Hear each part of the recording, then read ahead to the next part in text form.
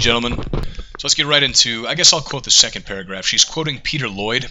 She's basically applauding Peter Lloyd, author of Stand By Your Manhood, about how men, I guess, stand up to feminists. And so here's the second paragraph. I kind of give you a little bit of a context before we slice right into, I guess, the main thesis of her article. So here's the second paragraph for some context. She says, quote, "He is right," he being Peter Lloyd, "to argue that there has never been a worse time to be a man. Many of the statistics of anti-male bias in modern British society are ones we have rehearsed here on TCW too. He is also right to describe the routine rubbishing of men as feminist fascism and stiletto sexism, and men as the new second-class citizens." So she gives this big long spiel about this lady who basically used feminism to complain about how her $400,000 bonus was too low, and then she flies right into this. So, quote, "Ruthless feminists like this lady ride roughshod over their companies and their colleagues." And now let's strike to the, I guess, the thrust of her article, the thesis, as it were. Here we go. Competing in the victimhood stakes is not the answer either. The answer to feminist tactics and orthodoxies. Okay. So let's continue. Quote, "All this will do is create two competing victim groups with their competing sets of rights. What a legal nightmare, and what a recipe for non-communication. But this, I fear, is where Peter's analysis and that of many men's right groups that have emerged is leading. In my view, the beleaguered male must challenge, not adopt, the feminized rights and group and victim culture, however difficult that is. Men need to demonstrate that they are, as Peter argues, a brilliant sex, inventors, creators, doers, fighters, and protectors. Women who think they don't need or want this, I presume being men who are inventors, creators, doers, fighters, and protectors, are deluding themselves. So, no matter how much some feminists say otherwise. These feminist scribes speak for the minority, not the majority," end quote. So the author is now admitting, or at least making the claim, that most women do want strong men.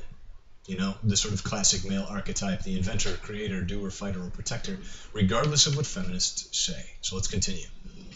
Quote, "But what all women need to face up to are the two types of quote-unquote modern men that feminism has cruelly manufactured for them. The oh-so-correct honorary Nick Clegg-type feminists, who promote and toe the feminist party line, men I suspect don't really turn women on at all, and the refuseniks, who have gradually turned into a worrying class of embittered, angry misogynists, leading the sexodus. These men will not even give women the chance to see if they find them attractive," end quote. So she is completely dismissing any philosophical thought advanced by MGTOW without even taking a look at it and just writing us off as embittered, angry misogynists. Now, that's interesting because I take issue with pretty much every word that she used there. First of all, I am not embittered. I am not bitter about this. Going my own way leaves more time for my hobbies and cultivation of my personal happiness. I am not angry. I am approaching the entire subject in a detached, rational state of mind. However, if people feel angry, as long as they don't act violently, that's their right to have feelings like that. And misogynists, that just means a woman hater. I don't hate women. Simple. It's as simple as that. For someone to say that I hate women, they would be calling me a liar, and they'd be wrong. Leading the sexodus. So, she's like, this is a worrying class. These men will not even give women the chance to see if they find them attractive. Absolutely right. We aren't giving women a chance anymore. Why should we? I'll get more into that later in the article, but let's get back to the article real quick. Quote, "Women need to understand that they have hoisted themselves upon their own feminist petard."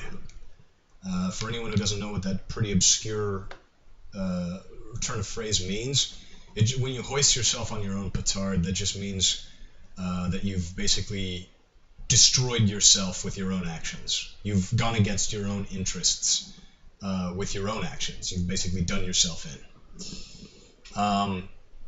Quote, "Any idea that women have won misses the point. Feminism has not secured a good deal for women any more than it has for men. They are paying a bitter price in loneliness for refusing to or understanding how to accommodate men and maleness." End quote. She's right. That's all I have to say about that. She's right. They are paying a bitter price for loneliness. But what's interesting about this article is that the woman is admitting this, that she is speaking for most of womankind, Now, obviously, I, as a man especially, can't speak for all womankind, but this is a woman saying this. And I think a lot of us have suspected this. I'll get more into this later. Back to the article. Quote, blah, blah, blah.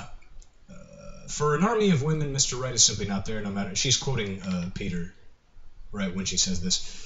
For an army of women, Mr. Right is simply not there, no matter how hard they look for him, and the reason when it comes to marriage, men are on strike. Why? Because the rewards are far less than they used to be, while the cost and dangers it presents are far greater, end quote. So, that's just Peter Lloyd summing it up pretty concisely, about marriage at least. So, quote, blah, blah, blah, yeah, rewards are less than, okay. There is no divorce to complain about. It's not a case here of women keeping the children and men paying the bill. These couples, if they ever were never married. The men have never paid any bills. The taxpayer has for them. The crux of the matter is where all this leaves children. As Lloyd points out, not having a father leaves a hole in the soul of a child. The next generation should be of concern to men as much as women. That's why men are playing victim. However badly they have been treated, that's no answer. It will not stop that gap. It will speed up this exodus. The challenge for real men and real women is otherwise. It is to challenge feminism, not ape it, end quote. So that's the end of the article itself. All she said was men need to essentially man up and combat feminism. Speak up at all times, I presume, in all public places. She's extremely non-specific in how to combat feminism. She just tells real men by her, determination, whatever constitutes a real man, to stand their ground to feminists, to not turn their backs on womankind, don't abandon women, because that's not the answer. She's saying that's not the answer for men. And she's insisting that it's really, she's afraid. I'll get into that in a second, but she's basically making the argument to men that we are playing the victim in a feminized way by walking our own way. That is the jab that the woman is taking with MGTOW in this article, and I disagree. We are raising the issue if women want to listen, and I think eventually they will. Right now they don't seem that amenable to listening, but perhaps in the future. So basically we're leaving. We're leaving a situation that does not benefit us. Marriage, apart from small tax breaks, when you weigh that against the consequences of you losing half your assets, and women initiating divorces 70 to 80% of the time, the divorce rate being around 70% of all marriages in the country, when you weigh it against that, and you weigh it against the sort of misandric zeitgeist that we're all a part of, that this woman admits is true throughout the article. We just don't see a reason to engage in marriage anymore. It's as simple as that. There was a time when men received honor and respect from the community in exchange for providing for a woman and protecting a family and raising it. But we don't receive that honor anymore. So we're picking up our chips and we're leaving a game that is essentially slanted against us. We're not griping at the table. We're past that point. We are past that point. First of all, I don't think that it's feminine to raise your legitimate grievances. Okay, this is the most dangerous part of the shaming this woman is trying to employ in this article. It's a subtle form. She's trying to say that it's womanly to, complain about legitimate grievances, and you're not manly somehow if you are protesting legitimate grievances. But we are both raising the issue of our legitimate grievances and walking away from society because of it. Now, here's the interesting part. It's very clear if you read this article, she is frightened. She even says it's worrying. Frightened of what MGTOW means. Because she pointed out women are feeling depressed in higher numbers than ever, lonely in higher numbers than ever. And you think about the biology of men and the biology of women. Men filled many different roles. We were hunters, we were innovators, we were defenders of the tribe. Women, they would forage, sure, but they weren't built for hunting. They were built to nourish children. Now you look at the womb, that nourishes children from within. Tits nourish children from without.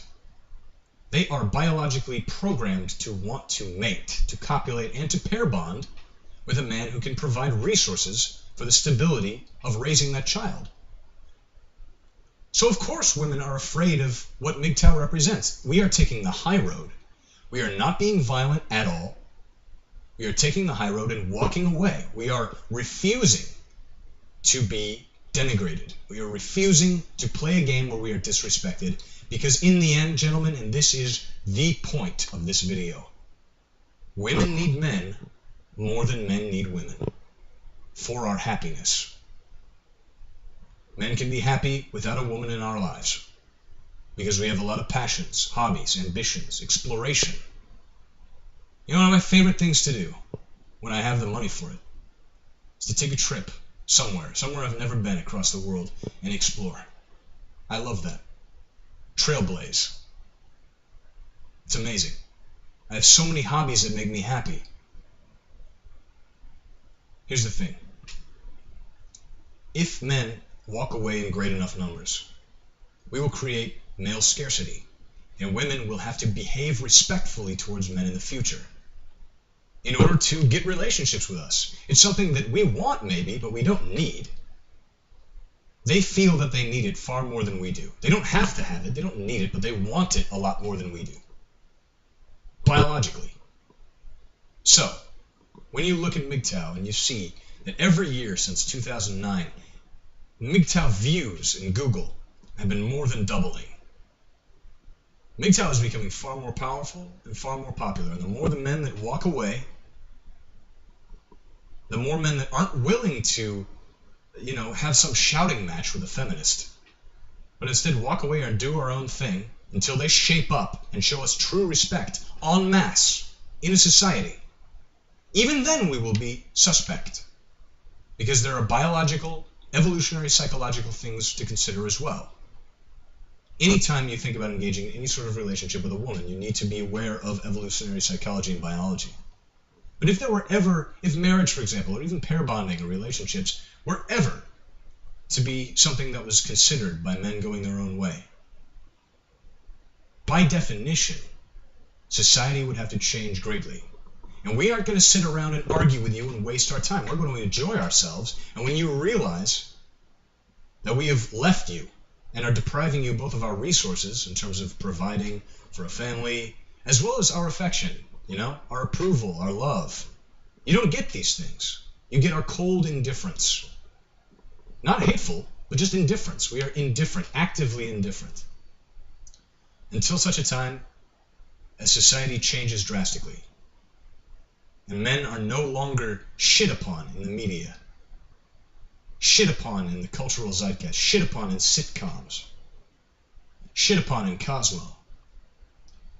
Until the husband is a respected role, really respected, not just paid, lip service to, truly respected, we aren't going anywhere but our own way. Again, that's what this is about. We're not playing the victim. MRAs that continue to debate with you, they're not even playing the victim. They're raising legitimate grievances that ought to be addressed.